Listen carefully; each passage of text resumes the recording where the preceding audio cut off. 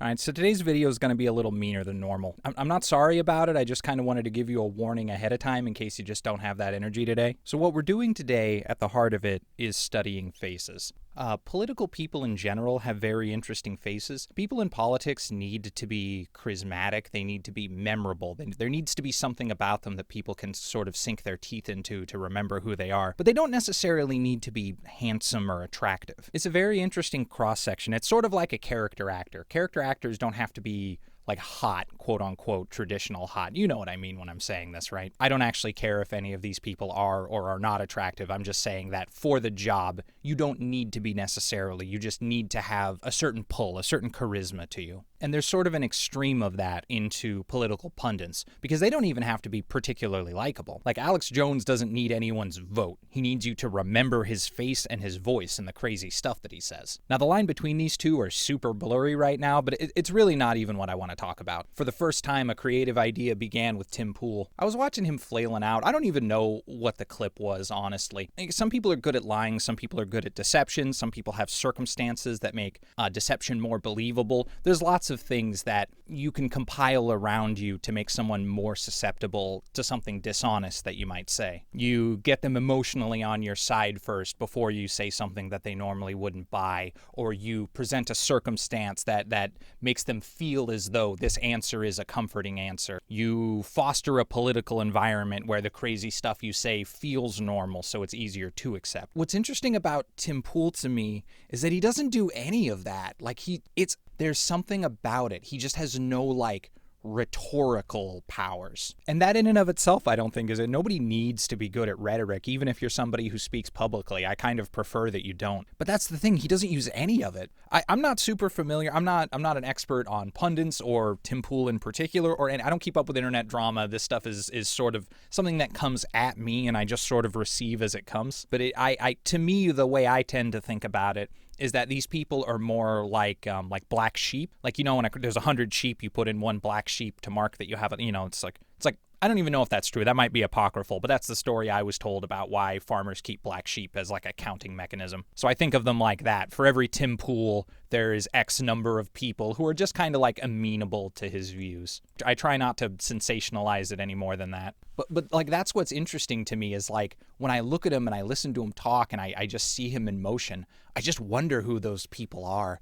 He's just so goblin-y. Now, I know I've been on a bit of a goblin streak recently, and I thought about that this kind of risks being a one-note person. I just did a giant goblin video, so obviously goblins are really fresh in my mind, but I don't have another way to conceptualize this person. It comes purely from my unfiltered people-watching instincts. I just see him talk, and I go, that guy's a goblin. He wants very badly to be an orc, but he can't. He wants nice things like a dwarf, but doesn't want to put the time in to make it. He wants to be respected intellectually like an elf, but he doesn't want to learn anything. And he sees himself as human, but I don't. I just see this little goblin man who crawled in from the mist and started dressing like a human and acting like one of us. Before I move on, let me address something real quick, because I do feel like it's important. What I'm doing here is caricature. I'm making fun of people visually, and I'm doing photo manipulations to do it. So to be clear on both of those points. One, obviously you can see I'm not drawing these from scratch. I'm building them out of people's faces, because these are face studies. The actual heart of this is studying the way that their face hangs, like the actual anatomy of it, for my own edification. I was doing these for fun, just as practice. I just had a lot to say about them, so I thought it would make a fun little scrapbook here. But when you do caricature this silly, and when I talk about people like they're goblins, like I'm going to do a bunch more in the rest of this, it becomes very easy to tar that I'm trying to, in a tangible way, dehumanize someone. But goblins are a reflection of humanity, like all fantasy creatures are. They are an aspect of us pushed to an extreme so that it can be examined in its own right. We use these things like goblins and dwarves and elves to pick particular parts of the human nature and exaggerate. That way we can kind of confront them from the middle. Wouldn't it be nice if every man was a manly man who made his own stuff and made his own boots out of leather, that he hunted himself, stubbornly independent, and you get dwarves. You're describing a dwarf, basically. And then we can look at dwarves and be like, yeah, that kind of attitude also makes you really self-centered. It makes you think like you're better than other people. It gives you the impression that your job as somebody who can take care of yourself is to do just that, and that those skills weren't developed buy our civilization so that we could take care of each other. Fantasy creatures give us this leverage, and that's why I'm using them for this. It's extra tricky with a goblin, because I think most people would be like, would dwarves deserve human rights? You'd be like, yeah, what? Fuck you. What are you even talking about? Like, you'd be mad at somebody who asked you that question because they're obviously just rage baiting for an argument. We don't really talk that way about goblins unless you like just read Goblin Slayer and you're about to try to boil my ears with it. But it is what's in my heart, so I'm just going to own it. It'd be very easy to say that it's basically the same and be like, oh, well, actually, you know, Goblin, you shouldn't. I don't feel that way. I think these people are goblins. I'm sure if I met some of them and talked to them in real life and had conversations, it would round them out in a way where I wouldn't feel like I could put them in this box. Everybody is more complicated than they appear on the outside. But I'm not a portrait artist, and I wasn't hired to draw these people and capture their humanity. I'm drawing the version of them that gets mass marketed onto social media. The version of Tim Pool that meets my eyes is a scrabbling little goblin in a dirty coat and a bad human disguise telling us that we should be nicer to goblins and worse to humans. This Nick Fuentes and Piers Morgan interview really got around. Seems like anything Nick Fuentes does gets around. It's one of the most interesting. This one I've watched all the way through. It's one of the most interesting back and forths I think I've seen. See, I don't care much for either of these guys, as you might have guessed, but it makes it interesting to watch them argue because it's easier to be a little bit objective. I kind of don't like either one of them. I'm not rooting for anyone. It's harder to have your bias kind of leaning on your shoulder when you're listening to an argument. So what was interesting to me about this argument is that both of them won. Both of these people showed up with a game plan that they stuck to and crushed it. It's very strange to me the way I see people talking about this interview, because to me it could not be clearer that they were jacking each other off under the desk. Morgan came in with the classic British plan. He's like, I got this, I got all these bullets, and I'm going to try to get this other person to cop to as many bad things as I possibly can. I got the laundry list, and I'm going to go down it, and I'm going to wash this guy. Fuentes is a little more complicated, but he showed up to look reasonable, sound like he knows what he's talking about, and just own all of those terrible positions confidently. I don't think they coordinated this. I don't think this was collusion in that sense, but I think they both had a plan that perfectly helped each other and their thing. Everyone who showed up for Piers got exactly what they wanted. They got to see him roast this guy and get him to admit to being this weird fashy racist. Fuentes' audience got to see him go on a national stage and own being a weird fashy racist. Both of these guys made out like bandits. Nobody here was here to help anyone. No one was here to clarify anything. No one in this conversation was here to better the world in any way. Both of these people showed up to crystallize their own bases and did it. And that on its own is whatever. That's happening every day. That's happening right now. There's 1,000 podcasters having absolute dipshit pants on the head conversations about things that don't matter to each other to crystallize their opinions and get their audiences in their corner. What's different is the scope of this. No one should pay attention to Piers Morgan. I don't know why anybody does, but people do. He gets people's attention. He has power. He has charisma. He's got something. He has got an interesting face that is very emotive, and he has that amazing conservative power of making himself the victim of every conversation, you need to apologize to him or someone or somewhere. Every conversation is about your wrongs and the people you need to apologize to. He's good at what he does. He's an extremely skilled orator. But that shouldn't be valuable. No one should care about that. I don't care if he's a good orator. He doesn't get any truthful information. Has Piers Morgan ever solved anything? Have you ever watched a Piers Morgan show and been like, yeah, got that done. Nice job. It's never happened. He's never done one. He's showing up for work and he's really good at it. And I don't even think he's fake. I don't think he's these rubes. I'm gonna do a bad interview and get their attention. I don't think it's that either. I think what he does truly does not matter. It's just not something anyone should care about or pay attention to, but we do, and it's extremely rewarding to him and probably very challenging, physically and mentally. It's probably very difficult to do what he does. I'm sure at the end of the day, when he combines all of that sweat and effort and mental tax with the reward that he gets for it, it probably feels like he's doing a good job at very important work. Fuentes is kind of a whole nother beast. I have so much to say about this weird guy that it could probably take up its own video. So I'm just gonna sort of brush through quickly. First, I'm gonna say something nice. I just want to get this out of the way. His background game is outstanding. It's super weird to give this away, but I think Nick Fuentes has the nicest set I have ever seen a streamer have. Normally when I look in the background, like just when, I don't really watch streams. I especially don't watch political streamers, but you can't not see streamer clips. And normally when I see them, I see like the room that they're in, and it makes me want to meet Charlie Kirk. It makes me so sad. I look in that room and I just think like the person who lives here has nothing in their life but this. That's a crazy read. I don't know what people's actual houses are like. That's just like a glance at the background of someone's streaming thing. Obviously I don't think the background of someone's stream setup is like the way they live. So Fuentes is like big silver bullet in this interview that I think is the thing that, like, the linchpin that brought it home for him. If I had to declare a winner, like I said, both of these guys won. They both made out very well. But if I had to declare a winner, I sadly have to give it to Fuentes, and it's for his Adolf burn. Sometimes you see people in a conversation and you just watch them miss each other, and you're like, oh no, it's all fucked from here. And then you just watch them continue to you're not part of that conversation. Sometimes it's hard to clarify. This is one of those moments. He was saying Adolf was cool, and he was clearly, easily, comfortably like manipulating the conversation to be like, yeah, it's the aesthetics of it. But he doesn't say that specifically. He just like, yeah, he's cool. Like, the coats, the this, the that. Like, he puts out vague things that people could grasp onto to be like, yeah, okay, yeah, like, of course, we all know they were bad, but like, no one can deny it was a cool coat. That's like the little stuff that people use to get that little bit of like, oh, a little sink, tiny little hook in you. It was a cool coat. There's no denying it.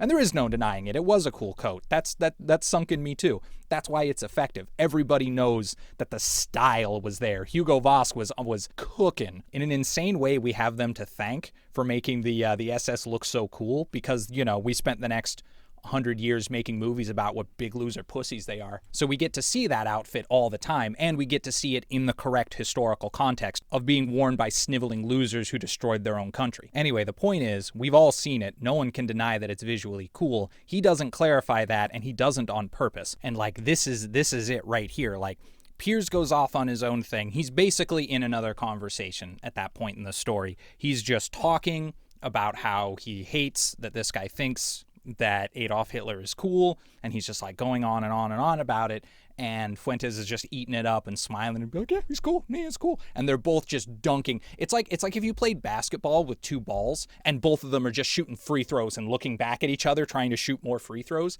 That's what that conversation felt like. So really all of us are losers, but at the end of the day, I just think Fuentes scored more free throws. What's really frustrating about it, just all in all, is to see Piers Morgan kind of presents himself as this big, strong, like, you're not going to push me around. Welcome to Piers Morgan Uncensored. I say what I feel. And then he just brings in like the most annoying junior Republican from your high school and just lets him own the court.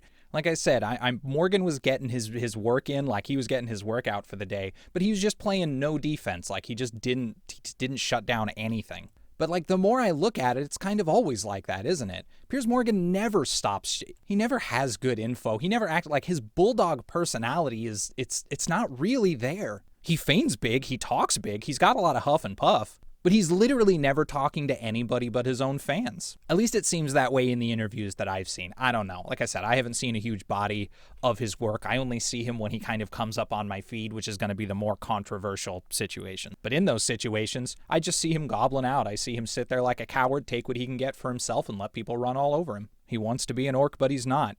In this arena, in the arena of politics, being loud does not make you powerful. At the end of the day, it seems like people are just going to believe whatever shit they wanted to believe because it's the easiest for them anyway. I think everybody who watched this just watched the thing they wanted to see and went home exactly the same. And I don't think all interviews are like that. I don't think all debates are like that. And I don't think all discussion of this is like that. It's only like that when the people involved are all agenda, no substance. All right, we're moving pretty quick, right? Let's take a little break and do some Mitch McConnell. This is an entirely different pick. He fits in with this group thematically, but I actually did just pick him because he looks like he has a goblin face. He's an old man. A lot of old men have goblin faces. It's just a thing that happens. Goblins are made out of putting an old man face on a child body, basically. So I'm just going to use this to talk about something else. I don't really love talking about politics. I would rather talk about art. I would much rather spend this entire time talking about the interesting construction of these people's faces. I'm not shifting gears. This isn't going to be a political commentary channel, but this is just what's in my face all the time right now, so it's going to bleed into my work here and there. This type of project is something I actually do regularly, minus the Goblin, of course. This one has a little bit more vitriol than my normal practice work, but I quite often do paint-overs like this as a way to practice sort of anatomy, get my hands used to the way, just pieces of a human go together. It's a nice way. You have kind of all the color and light already in place, so you can just sort of focus on the part you're actually trying to exercise, which is your ability to construct. My goal is basically to replace every part of the image that I keep with my own brushstroke. That's basically the idea. So I'm working on the textures along the way, trying to figure out how do I get this hair to kind of keep that natural look. I don't strive for realism, but it is good to have a realistic understanding. If you can draw something realistically, it then becomes easy to abstract because you understand just the fundamental things that make it up. Give it a try next time you're doing some anatomy practice. Also, I want to respond early to a comment that I might get. I don't know who's paying attention. Nobody cares that I made this. But on the off chance that it happens, normally when you see a video, when I see a video from someone who's not normally terribly political and they do a video about something political, there's always like a really common comment that's like, I bet you won't do this to such and such. You only do this for the people you hate, which is like a super weird challenge. Like, if you're so tough, why don't you beat up the people I don't like? Which I think is kind of funny. But that's the thing, I will. Give me some suggestions. I don't know left-leaning pundits because I don't see them. Conservatives dominate the media so hard. I have no idea who even big figures, like big talking figures on the left are. So if you know a lefty with an interesting face, if I can get like a little collection together, then I will draw them. Send me whatever, send me a lefty with an interesting face that is in the public eye as a political figure and is thus, within the brackets of this project. Anyway, that's Mitch McConnell. He is in fact 3 goblins in a trench coat. This one's crazy to me. I've been saying RFK Jr. was a goblin from day one. From like the first time I saw him go out on stage and stutter his way through an insane treatise on vaccines, I was like, that guy is a goblin. He's a goblin doctor. He wants us to use mud and leeches instead of real medicine. I said it as a joke. I said it at my computer to my roommate. Here we are all this time later, and my joke was real, it was true, and here we are. I don't even know what there is like to say, and it's frustrating because anything I can will be controversial. Even the stuff that's super provable, easy to look up facts. In particular, the shakiness in his voice contributes a lot to the persona. It adds a lot of charisma to him. There's no denying it. Like it can be rattly, like it can frustrate you, but it's extremely distinct. You would never mistake anyone else for him. He's also got this energy like you know how like sometimes small dogs, like when they're old, they get this like kind of goofy old man charisma where you just kind of look at them and they're all shaky and watery eyed and you're just like, oh man, you look like a tiny grandpa, but you're a dog. Now imagine that dog telling you sweet stories in RFK Jr.'s voice. It's appropriate, isn't it? I know it's kind of hard to separate the voice from whatever constituent parts make up RFK Jr., but if you can isolate it, you can see what a powerful tool it is. He's also always selling like his vitality. He's this guy just never misses a chance to like take off his shirt or try to do something athletic or whatever, just like prove it's like he knows he can't answer real questions about health. His way of proving that he's a health expert is by constantly trying to convince people that he himself is healthy, right? Because like if you're a good doctor, you wouldn't get sick, right? Goblin logic. I have nothing new to say about Tucker Carlson. Whatever you feel about him is probably stronger than my feelings, if we're being honest. I don't know that anybody likes him. I consider him an extremely uncontroversial entry into this Goblin series. I think most people would look at him and be like, yeah, that's fair. That's Tucker Carlson. One of the great injustices of our time is that this guy was allowed to lie so publicly, so blatantly, and in such a harmful way to us, the American people, and truly there were no consequences. You can talk to me about the Dominion lawsuit, you can talk to me about all the money. He is still able to walk around the world rich and free with a Rolex on his wrist, spreading insane, unhinged propaganda to everyone who will listen. There were no consequences. I don't know what those consequences should have been. That's not me. That's not my job. I'm not here to pass sentence on people. I just know this ain't it. I feel like all of the rest of us are running up quicksand like all the time trying to escape this pit that people like Tucker Carlson dug for us. All the time journalists are under attack, left, right, and center. It is extremely hard to get good information from anywhere because everybody is interested in muddying the waters. This guy is like legally the worst offender, like literally in dollars and cents did the most damage. And it just doesn't matter. It just isn't. It's not a relevant fact anymore. Way up at the top of the pit when there was still like roots and stuff to grab onto, then it mattered. Now we'll deal with that when we're out of the pit. It's just frustrating as all. Late entry, honorable mention. By the way, this one looks weird because my time-lapse messed up, so I'm just doing like a different thing to make it visual, but this was already drawn and I'm erasing down onto it. It's a very suspicious time in the art world. It's a good time to be transparent about your process. This is like one of those people that just like, just like are like in the corner of your eye, no matter what you do, they're always over there just doing something gross. Anywhere I am on social media, it seems like I'm always like a scroll away from just like a close-up of this guy's face. I have no idea why. I gather he talks politics, but that's not why he ended up here. This clip was inspired by a conversation about like smelling a dead rat to wake up in the morning like days in a row. It's a really interesting conversation to listen to. People like, broadly speaking, people are complicated, people are deep. Everybody has layers to them. Even the most annoying person, even the person you would rather be the most one-dimensional on the planet. Everybody has layers to them. But the further you get out from those layers, people become kind of malleable to categories, right? No two people are identical. But in a broad space, when I have all of you standing in a row and I'm just trying to figure out simple facts, it becomes easy to move people around. The more you get into people's personalities, the harder it is to sort them, and the more unhelpful, truly. Like, it doesn't really, I don't even think it does you a lot of good to try to categorize people past that. It just gives you blind spots, basically. But when you only see people zoomed out the way you would see like a streamer or an internet personality, super easy to put people in boxes. It takes no time at all. Do you remember little filth monster kids when you were in school?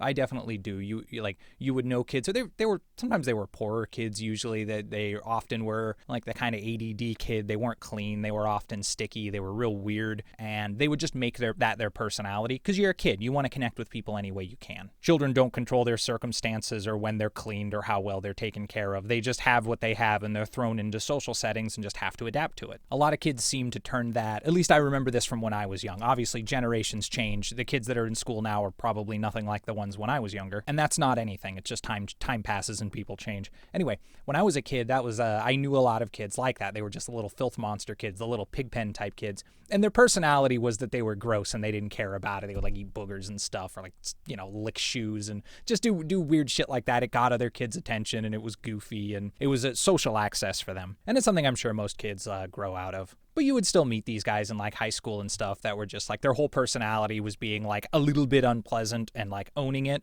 And that's kind of fun for them. It's kind of a power they can have in a social setting. Like, you can't control how gross I am. Only I control that. And because other people are kind of a little bit more bound by those social norms, they're sort of required or just instinctively want to be weird about it. They want, ew, gross, whatever. It's going to get you a big reaction. And if you're attention seeking, that's a big reaction is what you want. Whether it's positive or negative, that's what you're trying to do. So that's just a bunch of information in the air. You can do whatever you want with that. I just feel like I knew a lot of people who had that personality. JD Vance is my least favorite person in this entire operation, and it's really hard to explain why. My feelings are quite complicated on the matter. He is, to me, the poster boy for this entire situation that we're in. I truly see him kind of more than I see Trump. Maybe it was different back in the day when Trump was like awake and knew where he was, but now it's just this guy. I just gotta stare into his lifeless eyes, like somebody improving a politician and they won't drop the bit no matter what you do. Have you ever seen someone caught in a lie so bold-faced and so bad that they just can't, there's no way to wiggle around it? The only thing they can do is cross their arms and go, no, it's not true, it's not true. You know how that happens sometimes where people just, there is absolutely no way out and they just cannot make their peace with that, so they have to dig their heels in and pretend that something fake is real just because they can't. They're just too weak to accept their mistakes. If you could ball that feeling up and put it into like a press the shape of a human, JD Vance would come out. I have nothing to say about this woman that everyone else hasn't said already. I never really gave a shit about Charlie Kirk. I always thought he was a dipshit, and I still do. I've never been a believer that people magically become saints after they die. I don't care about that. That's not important to me. Turning Point USA's relentless profiteering is what I care about. I mean, really, it's this easy. You can look up Turning Point USA, just Google them. However you feel about them, whatever you were gonna feel about them, I cannot affect. You're either down with that shit or you're not at this point. I wouldn't be talking about it at all, except I can't get this woman's fucking face just out of my purview. Every corner of social media, I have to see her fucking face. You want my attention, you got it. Because once you pay attention, obviously it's not just her. There's tons of people rattling Charlie's bones. There's something just... I don't know how to describe it. This is a little bit candid here. It's strange. It's so strange. He wasn't, nobody's nobody, right? Everybody's a person. People are complicated, like I said earlier. Individually, people have many layers to them and lots of things that make up what they are. On the big stage, on the national stage, Charlie Kirk was nobody. He was just this like midwit debater who would go around the world losing arguments to random college people. And like, whatever, he has a point of view. I completely, he can do that. I don't care. I believe in the marketplace of ideas. There's nothing wrong with that. It's just not like... It's not this scale. It's crazy how important this was. And if you're thinking to yourself, like, well, it's always important when someone dies. It was a political killing. Like, yeah, but it was sandwiched between two political killings, and one happened after, and another one happened before that one. Like, you can go in either direction, and incrementally more important political killings are happening all the effing time. There's a lot going on right now. I don't know if you're paying attention. So it's just so weird that it's just this guy, like of all people, is the one that conservatives have up on their giant gilded cross they're carrying through the streets while they flagellate themselves. Oh, the left has come for us. Oh, poor Charlie. If only this nation could have been saved by his glorious 70 IQ arguments about how women can't control their emotions and the civil rights was a mistake. It's like imagine, like, what's his name? What's the name of the goblin from the Quartering? If like that guy died, imagine the guy from the Quartering just like slipped on a rail and broke his neck, and then like the next day people were like, oh my god, this horrible the violence in this world, we need to fix all stairs. And people were just doing interviews, and like his wife was on TV every night with the anti-stair agenda, just like, these stairs are ruining our country. And then also, just for fun, add in that nobody actually knows if stairs killed him. Stairs are entirely unconfirmed, basically a hallucination from one side of the argument. And there was like this huge movement and everyone was talking about it, and it's like the number one topic on Twitter is like the dude from the Quartering versus a flight of stairs that he fell down because he's a bumbling idiot. Like, that's just how I assume that guy's gonna die. Like statistically, he's gonna die of heart failure. He's a white man. He's gonna die of being incompetent at being alive. It's the way most of us go. But it's like that level of nobody to national stage. And there's almost something smart in there, right? Like, if you're like a political maneuverer, right? You're smart. You're one of the inside boys. You get it. You know how all these sheeple think. All right. So this guy gets killed. He's kind of a nobody. We can just build whatever nobody really knows what he stood for, right? He's kind of this non-guy. He was a hardcore Christian, so we can sell that. Pretty easy to just kind of grab what we need, and then we can make this huge national case out of it, right? Yeah. Oh, it'll be good. Oh, we're going to do so good. And everybody's like shaking hands. There's just a bunch of idiots shaking it. Nobody Googled him or looked up who he was or got a single quote or read the temperature in the room on who he was or how people would react to the insane shit he said. It's like watching a bunch of 8-year-olds connive a cunning plan bound to fail from minute one. But they just did it, and it did not work. In this day and age, I think the thing I've learned the most in my time with politics, I don't talk about politics a lot. I pay attention to them. I think it's everyone's job to at least have your one eyeball on what's going on in the country. Right now, you should have both of them and both hands and both your feet, but in general, you should have an eye out. The thing that I've learned the most in the last 8 years is that politicians are just as stupid as regular people, and the people we think of as masterminds and manipulators and like crafty people are some of the dumbest people on the planet. They are actual goblins with goblin plans and, goblin techniques, and They work up to a point. They work the way a mass of goblins works. You can get enough people together to do a bunch of fucking damage and wreck a bunch of towns and burn a country down, but you can't then build a new one because you're goblins. It was all lies. You didn't know what you were doing. You just rabbled up a bunch of people and yelled loud enough to get them to break a bunch of shit. You got the wog going. You had the anger, the fury, but you didn't have a plan or competence or any ideas on how things actually go together. You don't have any understanding of the process. And then once we're there, we're here, it's 2025 and we're watching everything kind of, real shaky right now. A lot of our institutions are on fire, and we learn that the people who were supposed to stop them are also morons who don't know what the hell they're doing. There's people working. Don't get me wrong. I'm not trying to shit on the whole apparatus. There are a lot of people working extremely hard, but not as hard as the regular not politicians who are out here putting the time in and putting their lives and bodies at risk protesting and shit to try to change things. I have come to not believe in smart people anymore. I don't think they exist. I think people can lack knowledge. I think people can be bad at stuff in general, but I don't believe in geniuses. I think you can be really good at one thing. I don't think you can be good. I don't think any one person has a level of intellect that makes them good at a wide variety of things. Or if those people do exist, I think they are significantly more rare than we might expect. I think it's very easy for us to see people in power as competent because they are in power, regardless of if they earned it or deserved it. We just assume that crossing the finish line is qualification enough, and it just isn't. It's just not. Being electable isn't the same thing as being a good elected official. I don't know how to fix that. I think it's a problem that everybody knows and intrinsically understands. I don't know what to do about it. I don't know that anybody does. It's just frustrating, so I'm talking about it. Anyway, all of that is parenthetical to the plan. Like, this whole plan came together. Like, everybody worked hard to get the most out of Charlie Kirk's death. Actually, I think I may have oversold it, because I actually don't think a bunch of people connived to make it happen. People at Turning Point probably did. I don't know.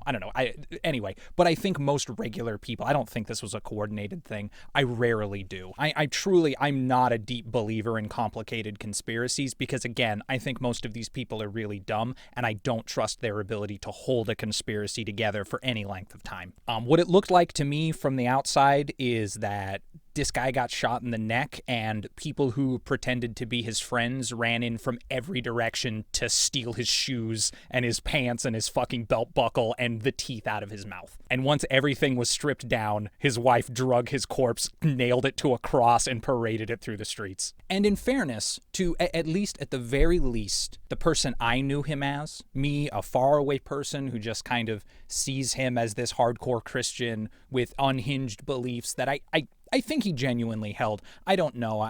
Obviously, I can never truly know. I do, at the very least, think he was a real believer. I think he really did think he was on his way to the pearly gates. But I think in my heart, if I ask myself what that person would have wanted to become a martyr, 100%. I think that is actually his best case scenario. When you live your life that way, I think in your heart of hearts, of course you wouldn't be a good Christian hoping for a chance to be famed after you're dead. That's not really how it works. But I think the highest aspiration you can hope to be as a hardcore Christian is a martyr. And he got to be that. So in a really bizarre way, the person who did win was Charlie Kirk. It's kind of a Cinderella story. Like, imagine if in Cinderella, goes to the ball and has the glass slipper, and the prince is like, oh, I have to find her again. And then when he goes to Cinderella's house, he just puts his hand on her face and just shoves her out of the way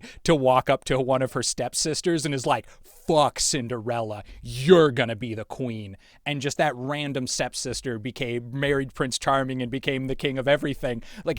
He could not have even imagined the aspiration that he would achieve post-death while he was alive, because while he was alive, he was nobody. That is really interesting to me. It's fascinating. Now, I've taken a lot of angles here. Obviously, I have some moral outrage here, but that's what it is. It is moral outrage. I feel that this is a wrong thing to do because I do not agree with what it is being done for. I think that clarification is important. In another circumstance, if this was for a cause I believed in, I wouldn't feel the same way. And I think that's probably why it was so easy for people to latch onto. Because, sure, he was just, Charlie Kirk, again, in the grand scheme of things, wasn't a huge political player, but this is motivation towards something that you think is real and important. If you really believed in his values, it would make sense that you would want to martyr him for this and be like, this is what Charlie stood for. So let me talk about something else real quick, something analogous in my opinion. I'm an animal lover. I like animals. I like nature. I'm big and outdoorsy. Something that I worry about is being attacked by an animal. I mean, because it's scary. Like, I don't want to get mauled by a bear, but also I don't want a bear to die. If I get mauled by a bear, they might have to put that bear down. And that would make me really angry because I like bears and the bear didn't do anything wrong. I went where a bear was. That's on me. The bear is not at fault here. He has no agency in this crime. That is important to me. It's probably not important to you, but it matters. I'm a regular person. I don't have huge aspirations of morality. It's just little things. I don't think an animal should die because I did something stupid. If I died that way, if I got mauled by a bear, people have my full permission to, you can literally nail my bones to a cross and shake it at people who want to put that bear down, because that's what I fucking believe in. I don't want that to happen. That would make me angry from beyond the grave. If I believed in an afterlife, I would haunt your ass for doing that. I would be furious if you advocated for that. Now, I understand, obviously this is an odd hypothetical, because in reality it's a practical thing. They don't do it out of vindictive. It's not justice. It's not like they're like, we're going to show this bear what's right and what's wrong. I know it's not about that. It's just something that's close to my heart that I feel like is easy and analogous. If I died in a tragic way, I have no problem people using my death to push things that I genuinely believed in. But if my actual belief system, if like the thing they were carrying my bones for was like, getting rid of women's rights or like trying to, reverse the Civil Rights Act, then you would be right to draw me as a goblin. You could say I was an asshole. I still wouldn't think there was anything morally wrong with using my bones to further my own personal agenda. It's the agenda itself that would make them shitheels. Does that make sense? I feel like it's very easy to get lost in the how and why and lose track of the emotional core of this thing. The circumstances are complicated, but at the end of the pipeline is Turning Point USA. That's it. At the end of the day, what all of this means is money for Turning Point USA, which again, look up. I'm not going to tell you anything about it. I am not an expert. I'm not a political mover. Do whatever you want to do to learn about it. You're going to decide the thing that is the most comfortable for you anyway, so who cares?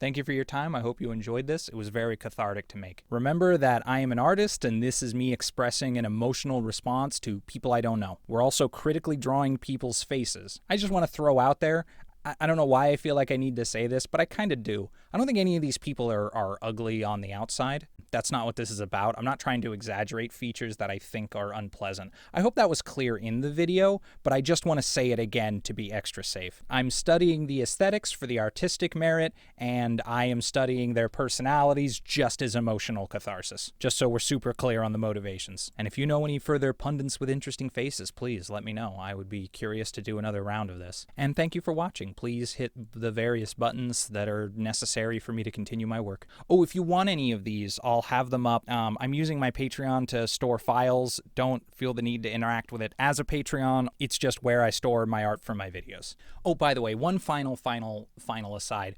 I hate that I have to say this. I'm so angry to tag this onto my video, but it's just the day and the age and the world we live in that I have to. This is, in fact, the part of the video I'm maddest about. I drew all these people as goblins.